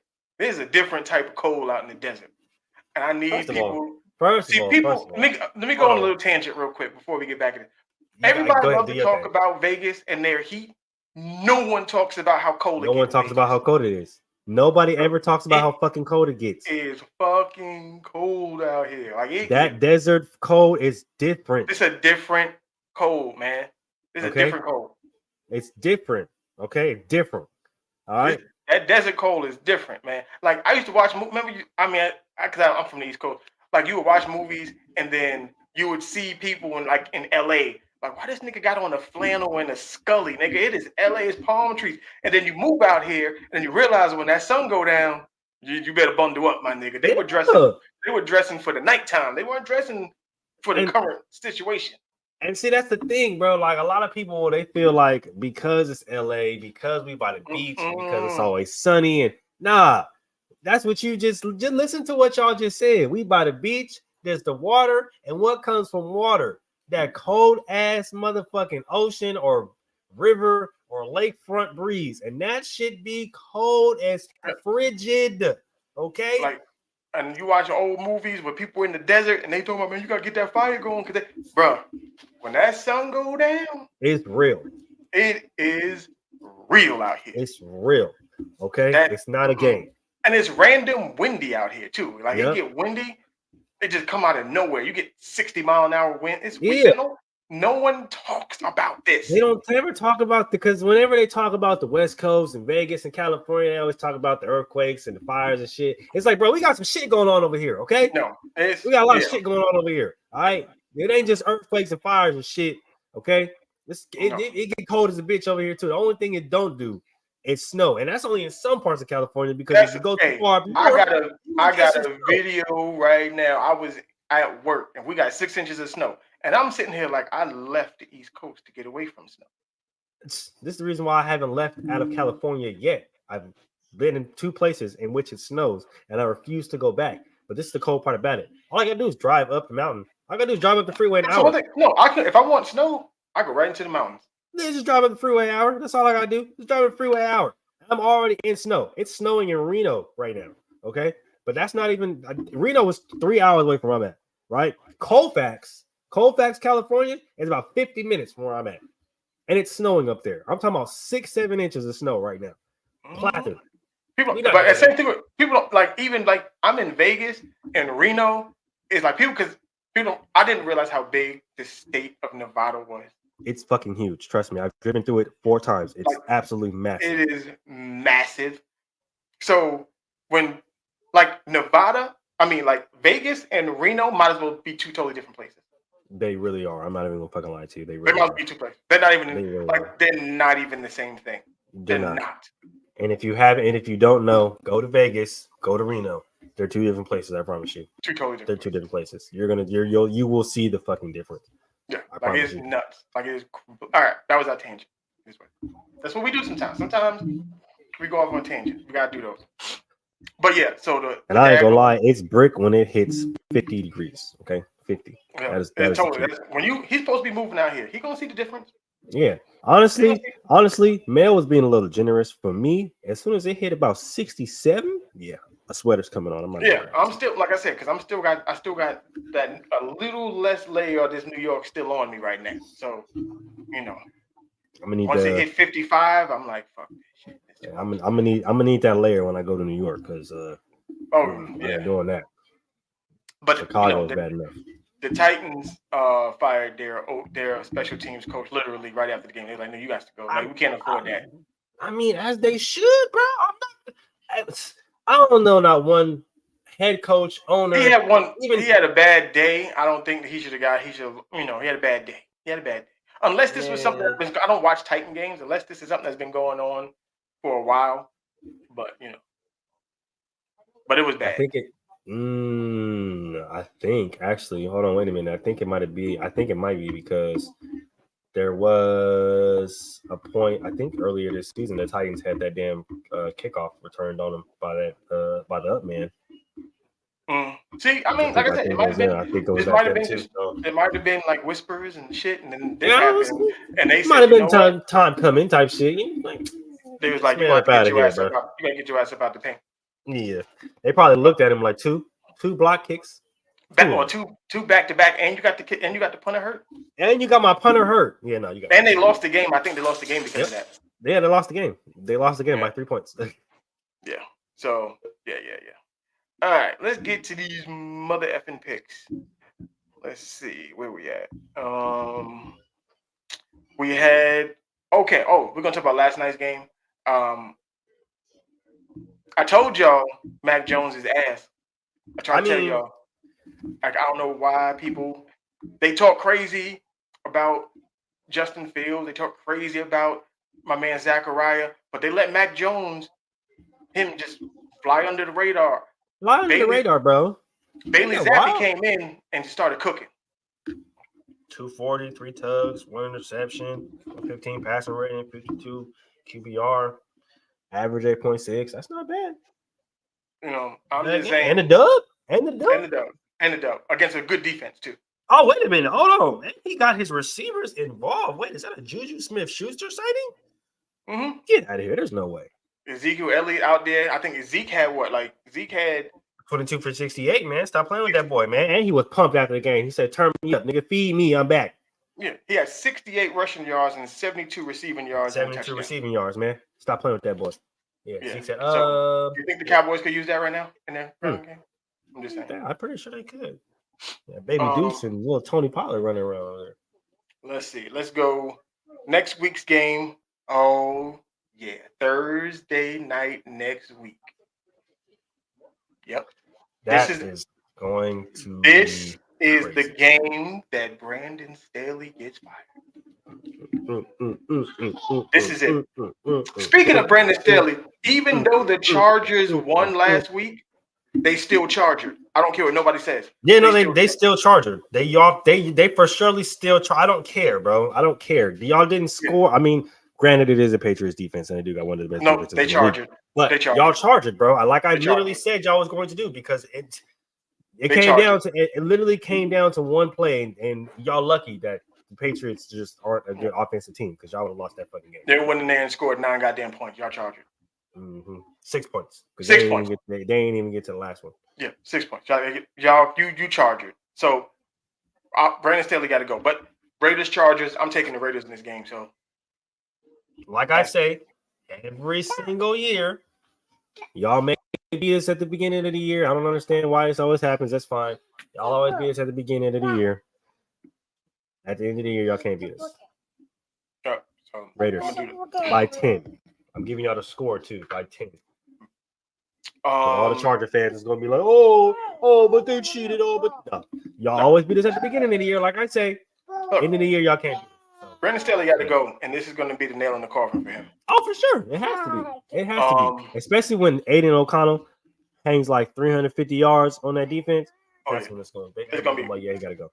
It's going to be. He got to go. So let's go to the first game this weekend. At least on this, anyway. Got Falcons, Buccaneers. Well, my Baconeers.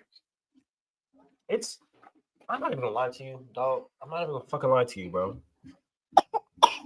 looking at how the NFC South is developing, how the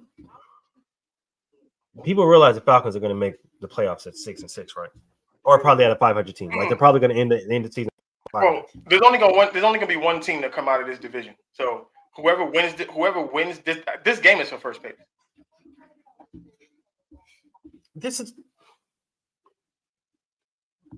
I'm sorry. I'm looking at this division, bro. I can't.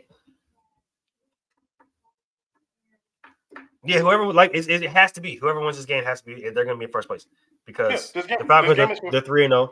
They're 3-0 in the division. The Bucks are 2-1 in the division. They win this game. It's a tie, and they probably got the tiebreaker. Oh, goodness gracious! Let me see. Where's it at? Taylor Heineke not playing, bro. He didn't play last week either. That's the reason. No, give me the Buccaneers, bro. Give me the Buccaneers, man. Give me the Buccaneers, man. And did they? Oh, yeah. Tampa has to win it because they lost the first game, 16-13. Yep, they got to.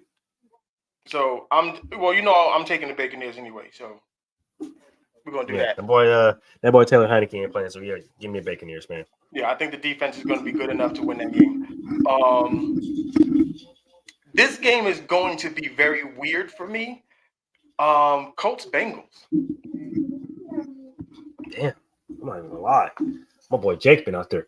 Jake Browning was out there. He was. I said, okay. Folsom High School's finest, man. Like I said, dog. My boy Jake out there going crazy, dog. Yeah, I was like, all right, Jake. I mean, you gonna do that? Then do it. I ain't mad at you. Give me, and you ready for this? Because I said it last week. Man. So my brother got the Falcons. Minshew mania, dog. I love what Minshew? the fucking Colts are doing, bro. Like you gonna go their offense, their defense. I understand they gave up a lot of points last weekend, but fuck all that shit. I don't care. I'm going Minshew mania, man. I'm gonna ride the Jake Browning train. I'm gonna ride that. I'm gonna go I feel you. You gotta go with my boy Jake. You feel me? My boy Jake out there going crazy, man. Folsom High School's finest, man. Really out there doing his thing. And they got an old lineman out there, left tackle. I think a right tackle out there from Folsom as well. Out there going crazy, man. So shout out to my two boys from Cali, man. Folsom boys, man. Right up the freeway. Don't want to take the Colts. Don't want to take the Colts.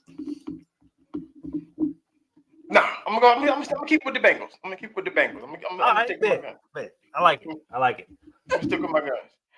Now this one, this can go. I'm not gonna say it can go either way, but this was a very good matchup 2 weeks ago. My brother just said Colts just do enough. They might. And they've been doing enough all season. Yeah. Like this game 2 weeks ago would have been fire this week. Jaguars Browns. Yeah, no, this game would have been fucking crazy because now we don't know if Trevor Lawrence is playing, which is probably not. I'm not even gonna lie to you. I don't even. Did they ever say what was wrong with his leg?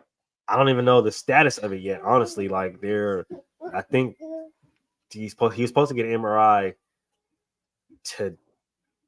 today, I believe, either today or yesterday. But I know he's definitely not playing. Yeah, no, he's definitely not playing. I just didn't know what the diagnosis was. I still don't even know. I still don't know it, but they're probably keeping it under wraps, like Mark Andrews. Who is their backup quarterback? CJ Beathard. Okay, so I'm taking the Cleveland Browns in that defense. Yep. Is that what they classified as a high ankle sprain? High ankle sprain? No, he's definitely not playing then. Yeah, no, he's definitely not playing then. He's definitely not playing. I'm gonna take the Browns in that defense.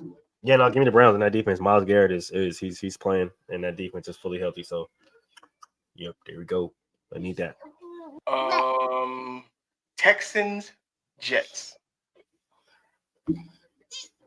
This is gonna be a test. I want to see what CJ Stroud can do against the Jet defense. I know, me too, actually. And I'm gonna give me Mr. Squabble, man. CJ Stroud. Yeah, I'm gonna take CJ Stroud because my man Zachariah is doing what I expect him to do. They was like, they asked him like, "Oh, you want to go back to quarterback?" And he said, "Fuck y'all. Like y'all replace me. Keep that energy." I was gonna say, y'all replaced me multiple times. Yeah, no, I'm good. Yeah, keep that energy. So I'm gonna take the Texans. Yep, I got the Texans. It's CJ Stroudinson. Yeah. This game is more intriguing than the records would say it is. But Rams Ravens. Honestly, I think it is. I'm not even gonna lie to you. I think this game has the implications to be close. Mm-hmm. I ultimately am going to take the Ravens, but I feel like this game can be a lot closer than people think. I think the This Rams is a probably going very to. tricky game. I want to lean with the Rams on this. But I'm gonna take Lamar. I need Lamar to continue marching on towards that MVP. He was my MVP pick at the beginning of the season. So I'm gonna keep that same energy with him right now. So I'm gonna go with the Ravens on that. Yep, definitely got to go with the Ravens. Even though, like I said, it could be a close one. And to quote my man Cameron, pause. Okay, you can't say it's the D on these shows. Again, you gotta Defense. You gotta say defense. Defense. Don't say it's the D. Because the young boys nowadays, you know, they're gonna take it a whole nother way. Yeah, they're gonna be like, oh, what? They're gonna hit you with the Drewski, man. What do you mean by that? What do you mean by that? Yeah, no, this is what we said. The Rams are sneaky good. Like they are very sneaky, bitty sneaky. Where we at? Lions and Bears.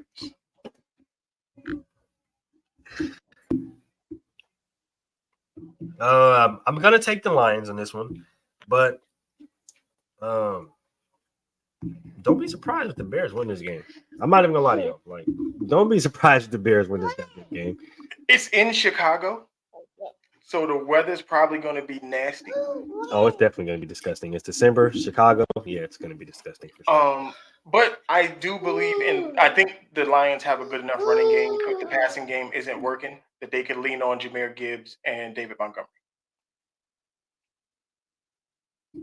I think so too. Ultimately, I think it's going to come down to who can run the ball probably better. Who probably get the running game better. Goodness gracious, I ain't even gonna lie to you. Marvin Harrison Jr. looks crazy. But yeah, like I said, I got the Lions, but I would not be surprised if the Bears won this game. Yeah, I'm taking the Lions as well. Just because bad teams are known to do dumb shit at the end of the season, and this is 100%. Next game on the docket, we have trying to feed me a fry on live air. So, let me see. We have Panthers and the Saints. And this Derek Carr slander that's been going around. Man, I was just gonna say fuck y'all. That's all I'm gonna say about that. I was just gonna say it, man. Like y'all got a lot to say about a dude who don't do no complaining, he don't do no bitching, he don't do no moaning, and he just show up to fucking work every single goddamn day. That man done been in concussion protocol, he didn't have strained and broken ribs, he didn't have shoulders, and he just sit up there and comes and performs every single damn week. It's not his fault that the Saints O-line is fucking ass, and y'all want to sit up here and say, oh, it's not O-line. You can't blame it on O-line now. And why the hell has he been getting hit so goddamn much? Why did Jameis Winston-Taylor tear his ACL? That's what the fuck I thought. Be quiet about that damn Saints O-line. It's supposed to be pro fun in the top 10. Whoever that clown I was arguing with on Twitter talking about they had a top 5 O-line, they have a top 10 defense. Please go look it up. Please go back and do your fucking research because the Saints O-line is ass. Their fucking defense is fucking horrible. And when I mean their defense, I mean everybody on that defense not named Demario Davis. Mm-hmm. So there's that. Because Cam Jordan took a step back too. So all them niggas they need to go ahead and reevaluate some things. Go ahead and get a new coach in there. Dennis Allen is butt, as we know already, because him and Derek Carr were already together and that marriage already fucking failed. So, as I said, but all that still taking the Saints. Period. Unless the Panthers do something miraculous, and it won't be a Derek Carr thing, it'll be that defense is ass thing.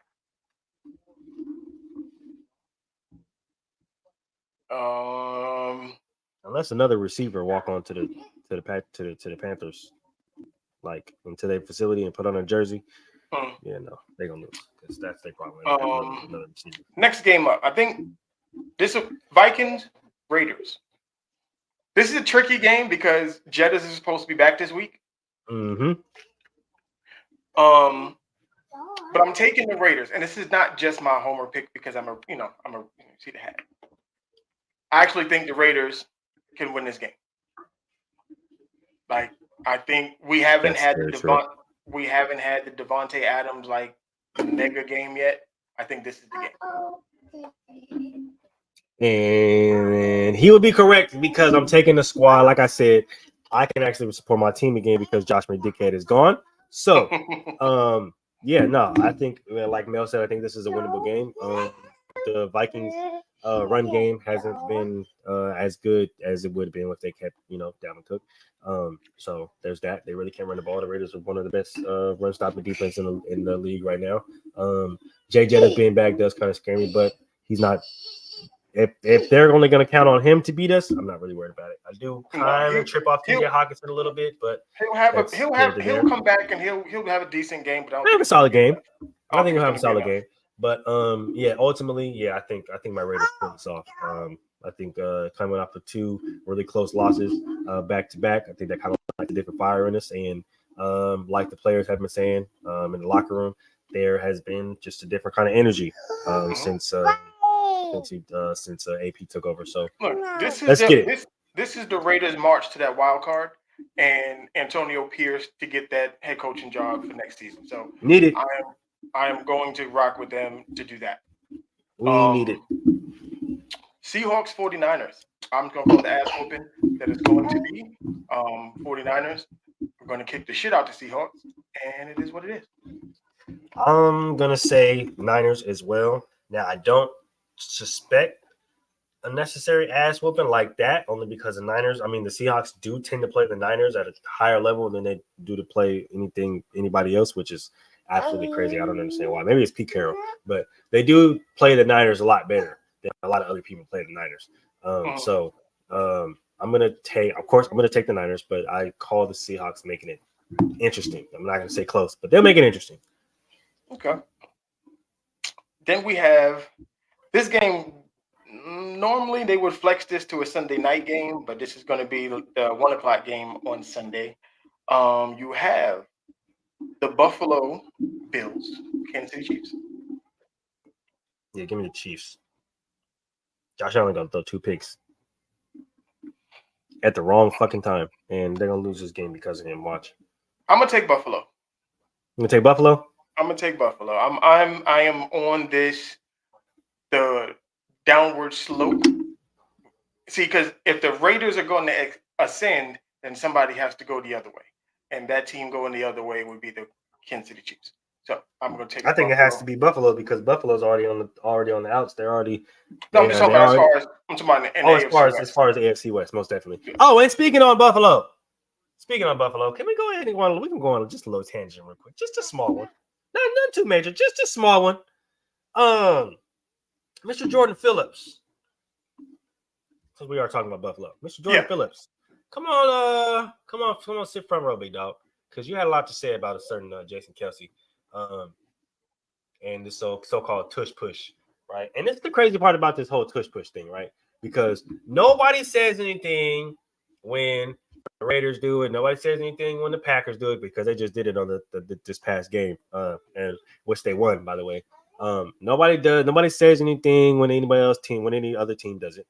But y'all want to make a big ass deal about it when the Eagles do it. Now, Jason Kelce has been on record saying that he doesn't really give a fuck if it's banned or not, honestly, because it's not going to stop anything. And it's not because they have the best O-line in the fucking league, and y'all stopping a form of variety of a QB sneak does not stop how successful the QB sneak is, regardless of the fact.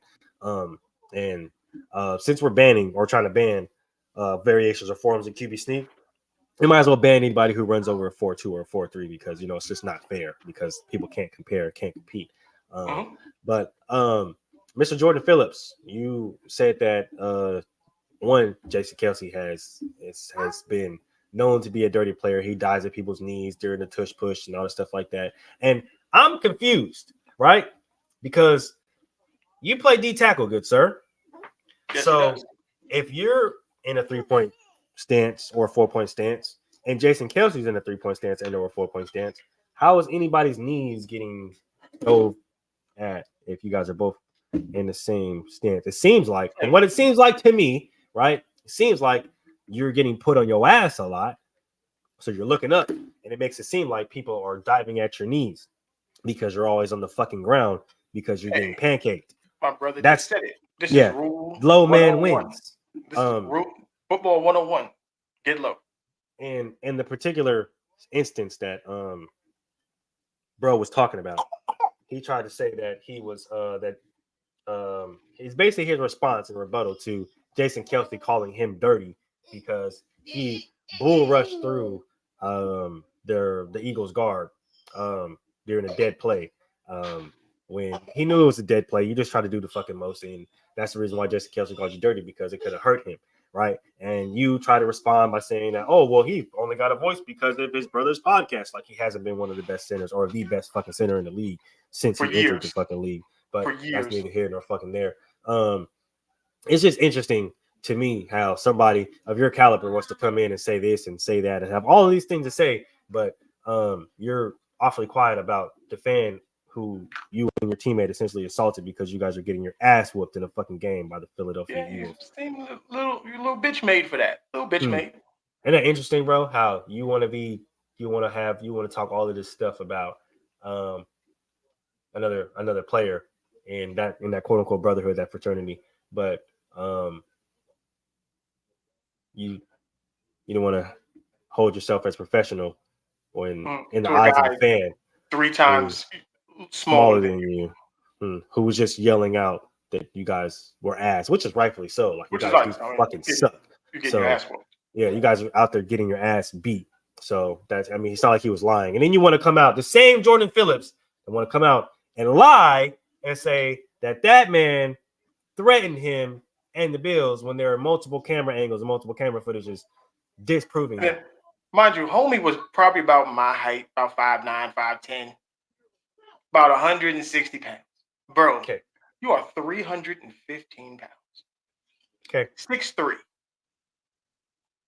How was he threatening you? That's just interesting. How about you play better, Jordan Phillips? Maybe your team would actually be doing better. Like, your only 1 year was when you had 7.5 sacks, and that's mediocre, to be honest with you. But like, you haven't even made a Pro Bowl. Let's be honest. Yeah. So it is what it is. We can. Like I said, I'm still taking the Bills, and my brother just helped me out. I just saw that Pacheco is out, and he is on my fantasy team, so I just had to put him on the bench. So yeah, thank you for that one, because I wasn't paying attention. The man that runs like he's angry at the ground. Yeah, he's not playing.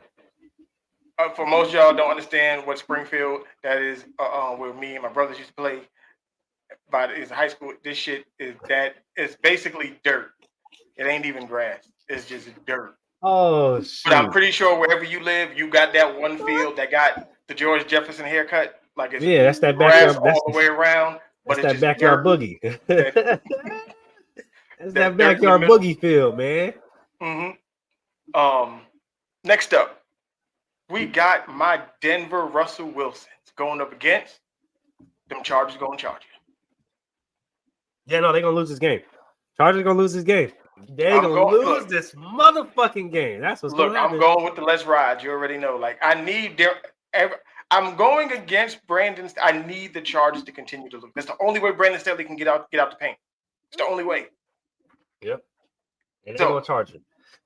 Again, so I need, like I said, and the same thing. In order for the Broncos to ascend, a team has to go backwards, and the Chargers are still going backwards. So let's go. And we love it. You know what I'm saying? I'm not even lying to you. We absolutely love it.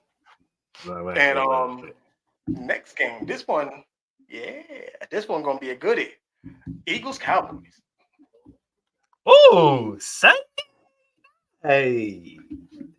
Oh, and Joey Bosa came out and he was speaking greasy, talking about we gave y'all the blueprint on how to beat the Eagles. So I hope the Cowboys are watching film. Which, I'm not gonna lie to you, he ain't lying. That's what they said?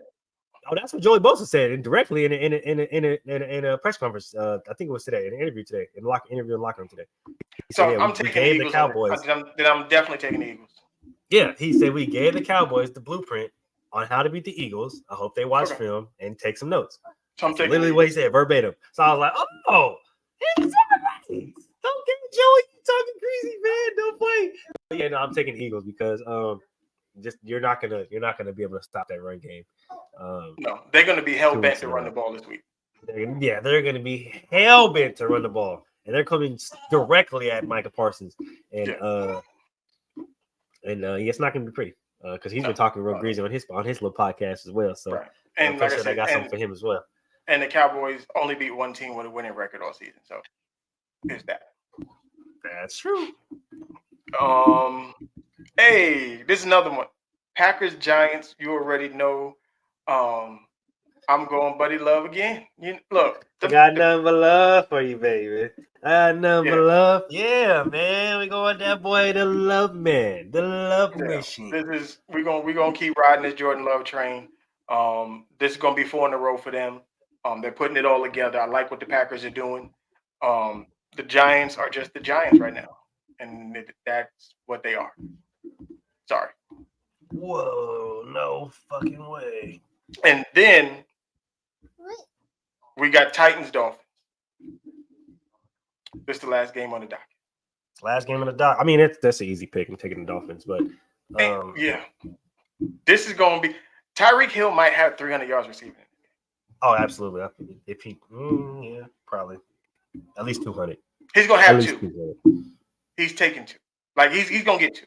I'd rather it be Jalen Waddle and Achane for my fantasy purposes. I want those 2 to go off. But I know they're purposely trying to get Tyreek to 2K. So yeah, which I needed. Hey man, I just gotta say, bro, because I'm watching this shit right now, dog, and I was seeing this shit yesterday. If you tank for Bo Nix, your team is ass. If you tank for Bo Nix, man, it's good luck, bro, because he doesn't like to play competition, man. Honestly, Bo Nix, he gonna be an 8-year veteran in college before it's all said and done. Well, I mean, he's already 37, so this is true. So there's that. So you gotta worry about him coming in and having the Stetson Bennett, whatchamacallit. But let me go ahead and say this because I know we're probably not gonna be on the air for this. But rest in peace, Mike Leach, man. Oh shit! What I missed?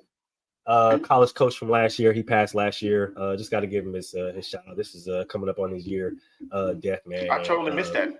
Really dope coach, man. I got to talk to him a little bit when he came to CSM. He recruited some of my guys. My boy Lyman went up there, Washington State. My boy Justice Sagote went up there, Washington State, man.